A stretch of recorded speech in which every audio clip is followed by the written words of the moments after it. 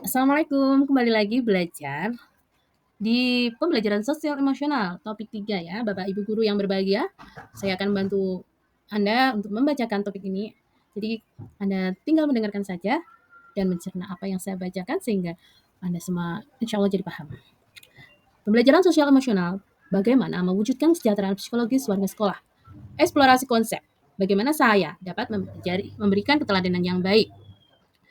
Terus belajar dan berkolaborasi untuk meningkatkan kapasitas dalam menerapkan keterampilan sosial emosional. Topik 3.1 definisi well-being dan well-being peserta didik. Bapak Ibu guru yang berbahagia, sebelum membahas bagaimana meningkatkan well-being warga sekolah, maka kita perlu memahami dulu apa yang dimaksud dengan well-being atau yang di modul ini diterjemahkan dalam bahasa Indonesia sebagai kesejahteraan psikologis. Menurut Kamus Merriam-Webster, well-being didefinisikan sebagai keadaan bahagia, sehat, dan sejahtera. Sementara itu, UNESCO mendefinisikan well-being sebagai keadaan positif dialami oleh individu dan masyarakat. Well-being mencakup kualitas hidup dan kemampuan manusia dan masyarakat untuk berkontribusi pada dunia dengan makna dan tujuan. Definisi di atas adalah definisi well-being secara umum. Sementara itu, jika kita bicara dengan konteks well-being peserta didik, ternyata tidak terlalu banyak terdapat definisi tersebut. Dalam penelusuran literatur yang dilakukan oleh Nobel dan McGrath tahun 2016, hanya terdapat 3 sumber yang menyebutkan istilah student well-being atau kesejahteraan psikologis peserta didik.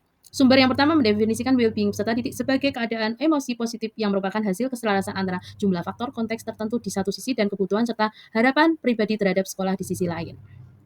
Menurut Angels et al. 2004, page halaman 128. Sumber kedua mendefinisikan well-being peserta didik sebagai sejauh mana seorang peserta didik merasa nyaman di lingkungan sekolah. Menurut Defriend et al. 2005, sedangkan sumber ketiga mendefinisikan well-being peserta didik sebagai sejauh mana peserta didik berfungsi secara efektif dalam komunitas sekolah. Menurut Freeland 2004. Nobel dan McGrath tahun 2016 sendiri kemudian mendefinisikan well-being peserta didik sebagai kesejahteraan peserta didik yang optimal adalah keadaan emosi berkelanjutan yang ditandai dengan suasana hati dan sikap positif, hubungan positif dengan peserta didik dan guru lain, ketahanan, optimalisasi, dan tingkat kepuasan yang tinggi terhadap pengalaman belajar mereka di sekolah. Nobel et al. 2008, NSSF 2011. Nobel dan McGrath lebih lanjut mengatakan bahwa dalam program-program yang ditujukan untuk meningkatkan well-being peserta didik, maka keterampilan sosial emosional akan menjadi salah satu komponen utamanya. Dengan menunjukkan pada apa yang dikatakan oleh Nobel dan McGrath di atas, maka kita dapat melihat dengan jelas mengapa kita perlu mengupayakan agar pembelajaran sosial emosional di sekolah dapat dilakukan. Lebih lanjut, kami juga ingin mengajak Bapak Ibu untuk melihat maksud dari pendidikan seperti yang dikemukakan oleh Ki Hajar Dewantara. Beliau mengatakan bahwa maksud pendidikan itu adalah menuntun segala kekuatan kodrat yang ada pada anak-anak agar mereka mencapai keselamatan kebahagiaan yang setinggi-tingginya, baik sebagai manusia maupun anggota masyarakat. Jika menunjuk pada maksud pendidik di atas, maka kita dapat melihat bahwa sesungguhnya tujuan pendidikan itu adalah agar peserta didik dapat mencapai keselamatan dan kebahagiaan sesungguhnya sangat erat kaitannya dengan emosi. Karena berbicara tentang keselamatan, tetap hanya terkait dengan menciptakan lingkungan di mana peserta didik merasa aman secara fisik saja, namun juga tentunya aman secara emosional. Ini mencakup pembelajaran tentang perilaku aman, pemahaman tentang hak dan tanggung jawab, serta pemahaman norma dan nilai-nilai yang mendukung keamanan. Terkait dengan kebahagiaan, kita dapat memaknai dari sudut pandang bahwa ketika peserta didik dapat memahami dan mengelola emosi mereka, maka mereka cenderung lebih mampu menciptakan hubungan yang positif, memiliki motivasi yang tinggi, mengalami kebahagiaan dalam proses pembelajaran. Dari sini kita bisa melihat bahwa praktik pendidikan yang mendukung keterampilan sosial dan emosional sesungguhnya dapat berkontribusi pada kebahagiaan dan kesejahteraan psikologis well-being peserta didik. Meninjau pengertian well-being sekolah, secara umum, setiap orang berusaha mencari kebahagiaan dan keseimbangan dalam hidupnya. Menjelaskan Dinner di tahun 1984 menjelaskan bahwa well-being dan kesejahteraan kita akan berdampak pada sikap dan emosi. Bila individu merasa bahagia, kesejahteraan dalam kondisinya, maka ia akan menunjukkan sikap emosi yang positif. Demikian pula sebaliknya, bila individu tidak merasa bahagia dengan kondisinya, maka bersangkutan akan merasa cemas dan memiliki sikap dan emosi negatif. Istilah sejahtera atau bahagia dalam ruang lingkup sekolah memang kurang mendapat perhatian. Istilah yang lebih umum digunakan adalah kesehatan mental peserta didik. Padahal sekolah tidak hanya terdiri dari peserta didik saja. Guru atau pendidik juga harus sehat secara mental supaya menciptakan lingkungan pembelajaran yang menyenangkan. School well-being merujuk pada konsep dikemukakan Allard sebagaimana dikutip Konu Rimbela 2002. Dalam konteks ini, well-being adalah terpenuhinya kebutuhan tertentu dalam diri manusia. Terdapat 3 dimensi well-being, yaitu having, loving, being. Konsep well-being ini kemudian dikonstruksikan oleh Konu dan Rimpela tahun 2002 dalam konteks sekolah school well-being. School well-being adalah kondisi di mana individu dapat memenuhi kebutuhan dasarnya baik materi maupun non-materi di sekolah yang terdiri atas 4 dimensi, yaitu having, kondisi situasi sekolah, loving, pengaruh pada hubungan sosial, being, pemenuhan diri, dan health, kesehatan peserta didik guru secara umum. Dimensi school well-being, ada beberapa dimensi yang dapat menggambarkan kondisi sekolah yang sejahtera. Konu dan Rimpela menjelaskan ada 4 dimensi school well-being seperti berikut ini. Having, yaitu bagaimana persepsi perasaan individu terhadap kondisi sekolah. Dimensi ini meliputi lingkungan fisik sekolah terhadap kenyamanan, rasa aman, kebisingan, pertukaran udara, ruang terbuka, dan sebagainya. Aspek lain dari kondisi sekolah berhubungan dengan kondisi pembelajaran, seperti kurikulum, jumlah peserta kelas. Aspek lain adalah bagaimana peserta didik merasa mendapatkan dukungan atau pelayanan selama bersekolah, seperti kantin, ruang kelas, ruang kesehatan, wali kelas, guru bimbingan konseling. Loving, mengacu pada lingkungan sekolah saat pembelajaran, meliputi hubungan dengan guru, dengan teman sekelas, interaksi dalam kelompok. Dimensi ini pada dasarnya mengacu pada iklim atau suasana di sekolah. Relasi yang baik adalah peserta didik, guru, dan peserta didik, dan guru dengan sesama guru menciptakan iklim sekolah yang baik dan harmonis. Being mengacu pada bagaimana individu di sekolah menghargai keberadaan mereka. Dalam hal ini, guru dapat bekerja dengan baik, menghargai perannya, peserta didik juga merasa percaya diri, bahagia mendapatkan pendidikan. Being juga mengacu sampai seberapa besar sekolah melibatkan peserta didik, mendorong kreativitas peserta didik. Health, yaitu status kesehatan, mengacu pada kesehatan fisik dan mental peserta didik atau peserta didik dan guru. Dalam hal ini, kebahagiaan kesejahteraan peserta didik dapat dipengaruhi oleh kondisi sekolah seperti rencana pembelajaran, budaya sekolah, orientasi pendidikan, infrastruktur, fasilitas, kondisi kelas, dan dukungan dari guru maupun pihak manajemen. Sekolah. Kita sudah sampai di halaman 5. Ini ada peta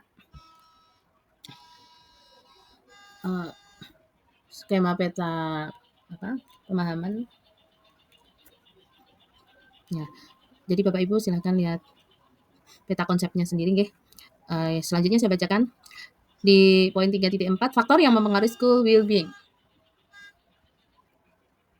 Ada berbagai faktor yang dapat mempengaruhi school well-being. Ramberg dan kawan-kawan 2009 menjelaskan bahwa stres pada guru dapat mempengaruhi kesejahteraan sekolah, khususnya peserta didik. Beban kerja dan kewajiban guru membuat guru rentan terhadap stres. Stres pada guru membuat komunikasi antar peserta didik dan guru menjadi kurang lancar. Guru juga tidak memberikan dukungan penuh dengan peserta didik. Dalam hal ini, guru adalah agen penting untuk menciptakan lingkungan sekolah yang sejahtera.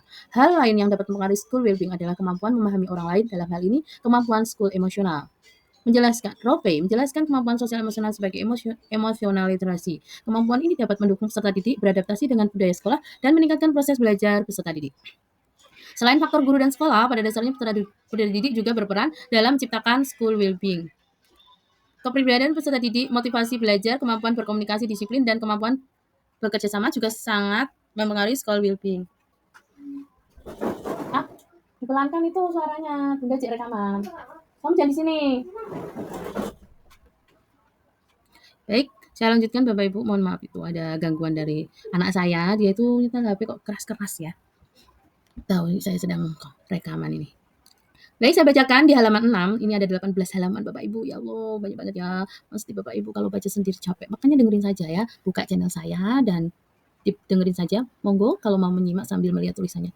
Upaya meningkatkan kesejahteraan psikologis warga sekolah. Di atas telah dijelaskan bahwa meningkatkan kesejahteraan psikologis warga sekolah dapat diwujudkan salah satunya melalui komitmen kita sebagai pendidik untuk melakukan berbagai upaya untuk meningkatkan keterampilan sosial emosional kita. Kasau menjelaskan bahwa pengembangan keterampilan sosial emosional oleh orang dewasa di sekolah dapat dilakukan melalui 3 upaya.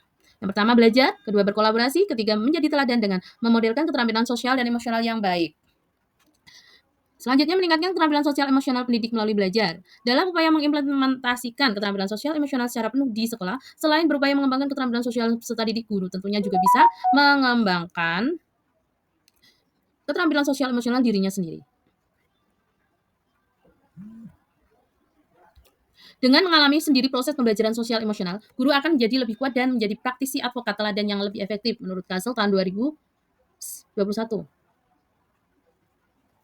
Proses belajar yang dilakukan guru dapat dilakukan melalui beberapa upaya, yaitu dengan melakukan refleksi terhadap keterampilan sosial dan emosional pribadi atau dirinya sendiri. Pendidik, termasuk juga pemimpin di sekolah sebaiknya terus-menerus merefleksikan dan mempraktikkan kompetensi sosial emosional mereka.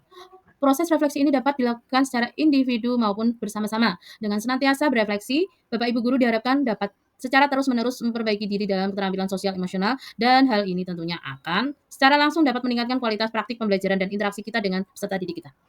Untuk melakukan refleksi diri, Bapak Ibu dapat menanyakan kepada diri sendiri secara jujur, apakah Bapak Ibu menunjukkan contoh-contoh perilaku yang diharapkan untuk setiap keterampilan sosial emosional. Misalnya, Bapak Ibu dapat menanyakan pada diri sendiri, pertama, mampu mengidentifikasi emosional yang dirasakan. Apakah sudah mampu mengelola emosi dengan menerapkan beberapa strategi regulasi emosi? Yang ketiga, apakah telah menunjukkan kemampuan berempati? Yang keempat, dan sebagainya. Jadinya 3 pertanyaan saja ya. Dan sebagainya itu tidak dihitung.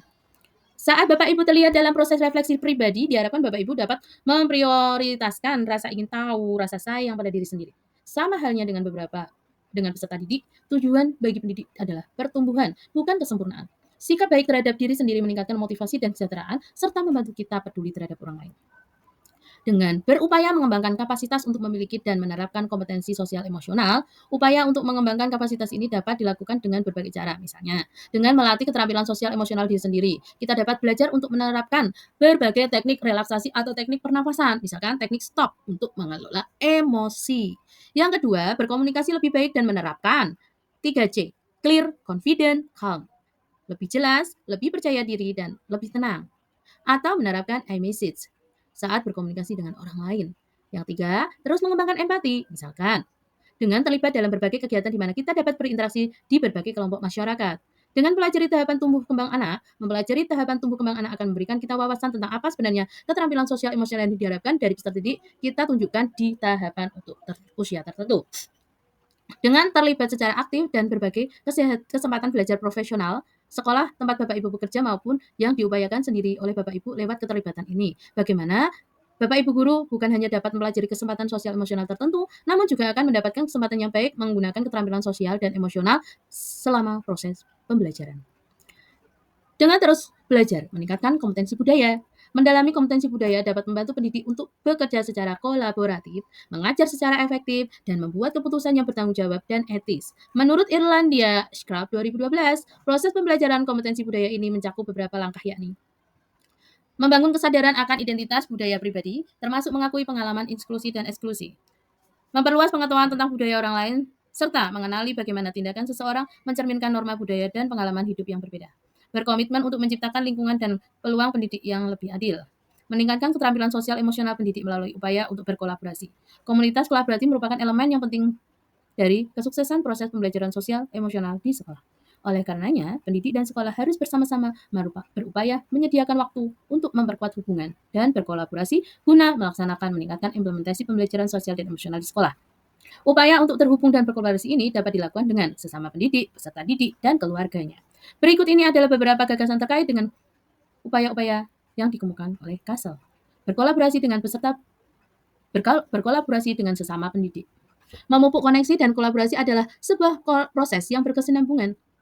Untuk memupuk koneksi kolaborasi dengan pendidik di sekolah, Bapak Ibu dapat memulainya dengan pertama, berdiskusi, membuat kesepakatan bersama tentang pentingnya pembelajaran sosial emosional. Yang kedua, memperkuat koneksi komunikasi dengan mempraktikkan 3 praktik baik PSE yang hangat, proses yang melibatkan dan penutupan yang optimistik. Memasukkan praktik-praktik membangun koneksi ke dalam pertemuan rutin sepanjang tahun ajaran. Saat sesama pendidik sudah merasa nyaman satu dengan yang lainnya, maka praktik pembangunan koneksi ini dapat secara integral dimasukkan dalam cara pendidik berinteraksi. Misalnya dengan saling berbagi dan mendiskusikan berbagai aspek pembelajaran sosial emosional. Memecahkan permasalahan secara kolaboratif dalam rapat pendidik. Pendidik menyediakan waktu dan mendiskusikan permasalahan terkait implementasi pembelajaran sosial emosional di kelas dalam rapat pendidik. Mereview data tentang pembelajaran sosial emosional bersama-sama, misalnya data hasil survei lingkungan belajar dan survei karakter. Berkolaborasi dengan peserta didik. Membangun hubungan positif dengan peserta didik merupakan keterampilan utama bagi pendidik dan merupakan komponen penting dari lingkungan pembelajaran dan tempat kerja yang sehat. Untuk memupuk koneksi dan kolaborasi dengan peserta didik, Bapak Ibu dapat melakukan dengan mencoba mengenal peserta didik dengan lebih baik sebagai individu, berupaya tanggap terhadap kebutuhan mereka, belajar dari mereka untuk kepentingan sekolah, dan membangun kepercayaan relasional. Menunjukkan upaya untuk membuat peserta didik merasa dihargai dan diperhatikan apa adanya. Ini dapat dimulai dengan mencoba mendengarkan mereka. Anak-anak biasanya akan mau berbagi tentang minat, nilai, dan aset budaya mereka jika mereka merasa aman dan dihargai.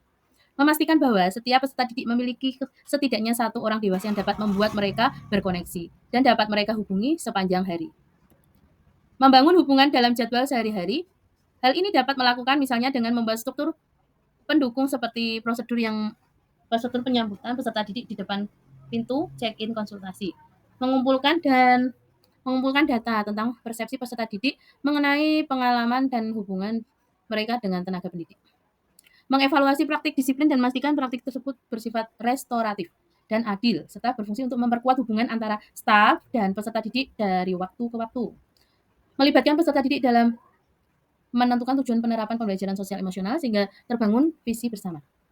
Melibatkan peserta didik proses penilaian kebutuhan dan sumber daya terkait dengan implementasi pembelajaran sosial emosional. Melibatkan peserta didik dalam tim pengembangan pembelajaran emosional dan pembelajaran sosial dan emosional. Melibatkan peserta didik dalam tim pengembang pembelajaran sosial dan emosional. Berkolaborasi dengan keluarga. Bapak Ibu dapat melakukan dengan mulai mencoba mendengarkan keluarga terkait dengan prioritas minat penguatan kekhawatiran mereka. Hal ini dapat membantu membangun hubungan positif. Membangun komunikasi dua arah. Ya, membangun komunikasi dua arah dengan keluarga. Yang ketiga, mengundang keluarga untuk berkontribusi dan berkolaborasi. Ini dapat dilakukan dengan melibatkan keluarga untuk membangun visi bersama dengan pembelajaran sosial emosional. Yang kedua, melibatkan keluarga dalam pertemuan yang membahas tentang tujuan prioritas pembelajaran sosial emosional. Yang ketiga, meninjau program-program potensi yang menawarkan cara-cara bagi mereka untuk memiliki keterwakilan dan pengambilan keputusan mengenai program yang mana akan diadopsi, bagaimana program tersebut akan dilaksanakan. Yang keempat, memberikan masukan terkait materi, kedalaman, dan sebagainya saat pendidik atau sekolah mempersiapkan sesi informasi atau sesi pelatihan orang tua tentang pembelajaran sosial emosional. Mendiskusikan data terkait pembelajaran sosial emosional. Meningkatkan keterampilan sosial emosional, pendidik selalu berupaya untuk menjadi teladan. Nah, ini poin 3.8. Kasal mengutip Jones et al. 2013 mengatakan bahwa disengaja atau tidak orang dewasa sebenarnya terus-menerus mencontoh kompetensi sosial emosional mereka. Sementara peserta akan mengamati dan belajar ketika orang dewasa menavigasi emosi, berupaya mencapai tujuan, merespon orang lain, dan mengambil perspektif berbeda, memecahkan masalah, membuat keputusan. Ketika orang dewasa dengan sengaja mencontohkan keterampilan sosial emosional yang kuat, maka peserta didik akan dapat melihat bagaimana menerapkan sosial emosional kehidupan mereka. 3.8.1 peneladanan keterampilan sosial emosional di antara teman sejawat. Yang pertama, berkomitmen menerapkan apa yang telah disepakati bersama. Yang kedua, berupaya menerapkan praktik-praktik baik pembelajaran sosial emosional. Saling menghargai upaya dan proses pertumbuhan dan perkembangan. 3.8.2 peneladanan keterampilan sosial emosional antara peserta didik dengan keluarga. Kasel menyatakan bahwa peneladanan kompetensi sosial emosional dalam interaksi mereka dengan peserta didik dan keluarga, mereka sungguhnya akan membantu menyiapkan landasan hubungan saling percaya yang akan mengkatalisis pembelajaran dan kemitraan. Berikut ini adalah beberapa contoh cara Bapak Ibu meneladankan keterampilan sosial emosional kepada peserta didik dan keluarga mereka. Yang pertama, menanggapi pertanyaan kekhawatiran yang diajukan oleh peserta didik atau keluarga mereka dengan cara yang tepat. Menciptakan kesadaran seputar keterampilan sosial emosional, bagaimana keterampilan tersebut membantu kita sebagai pendidik dalam kehidupan sehari-hari, yaitu dengan menjelaskan dan mengartikulasi strategi yang kita gunakan kepada mereka. Misalkan saat peserta didik marah atau frustasi terhadap sebuah situasi, pendidik bisa mencontohkan bagaimana ia berupaya. Ketiga, saat telepon orang tua untuk mendiskusikan perilaku peserta didik dan yang kurang sesuai. Yang keempat, menggunakan pertemuan orang tua untuk membangun hubungan dengan keluarga dan lebih memahami harapan dan kekhawatiran mereka terhadap peserta didik. 3.9, ya kita sudah sampai di halaman 14. Pembelajaran sosial emosional berbasis kesadaran penuh. Pembelajaran sosial emosional berbasis kesadaran penuh adalah pendekatan yang memadukan praktik kesadaran penuh sebagai landasan untuk membiasakan pengembangan keterampilan sosial dan emosional. Tujuannya adalah membantu kita dan peserta didik untuk memahami, mengelola dunia di dalam diri emosi dan merespon dunia di luar diri, yaitu berempati, berrelasi, beradab, dan berperilaku dengan lebih bijaksana. Dalam konteks ini kita dapat untuk lebih sadar terhadap pikiran, perasaan, dan pengalaman diri sendiri, sehingga dapat mengembangkan ketangguhan dan tekanan dalam diri dan dunia luar. Praktik kesadaran penuh membantu kita meningkatkan fokus dan konsentrasi, telah menumbuhkan kepedulian terhadap diri sendiri, orang lain, dan lingkungan di sekeliling kita. Praktik ini melibatkan latihan pernafasan secara sadar, menyimak apa yang ada di dalam diri dan sekelilingnya atau di hadapan kita sebagai pendidik.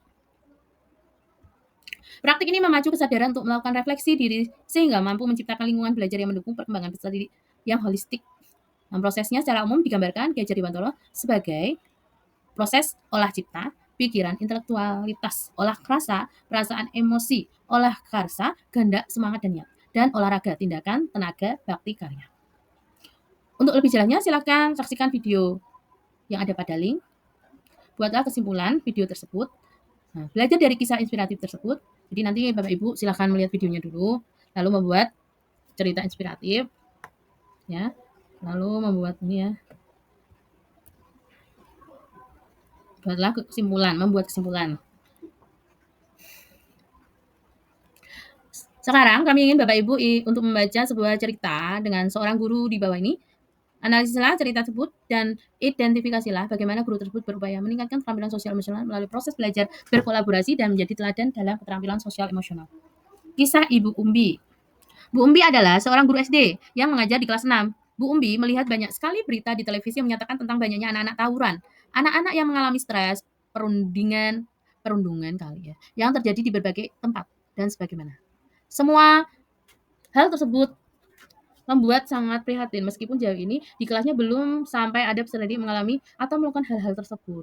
Namun, beliau menyadari bahwa pembelajaran di sekolah sesungguhnya tidak boleh hanya soal pembelajaran akademik. Sangat penting bagi guru untuk mengajarkan keterampilan sosial emosional kepada mereka. Itulah sebabnya Bu Umbi memutuskan untuk mencari tahu lebih banyak tentang bagaimana dia dapat mengajarkan dan mengembangkan keterampilan sosial emosional ini. Bu Umbi kemudian membaca buku-buku yang berhubungan dengan keterampilan sosial emosional. Ia juga mengakses video-video platform Merdeka Belajar untuk mencari tahu lebih banyak lagi soal pembelajaran sosial emosional ini. Melalui proses pembelajaran yang dilakukan, ia menemukan bahwa pembelajaran sosial emosional sesungguhnya adalah pembelajaran yang harus dilakukan oleh semua pihak yang terlibat di sekolah dalam kehidupan anak.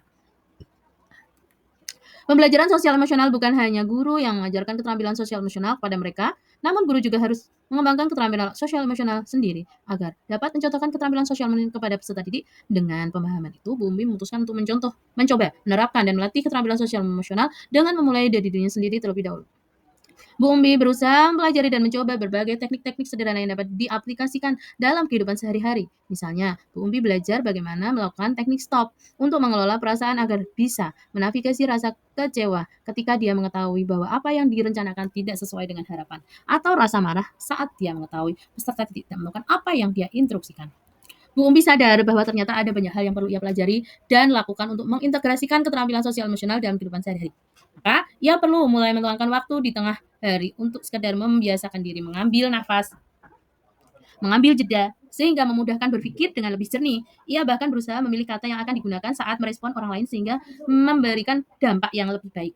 Ia lebih berusaha menjalin hubungan dengan lebih dekat dengan peserta didik dengan berusaha mencari tahu, memahami keadaan peserta didiknya.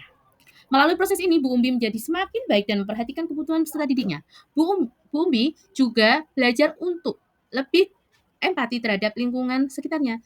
Ia berlatih menggunakan 3 pertanyaan empatik saat berinteraksi dengan orang lain.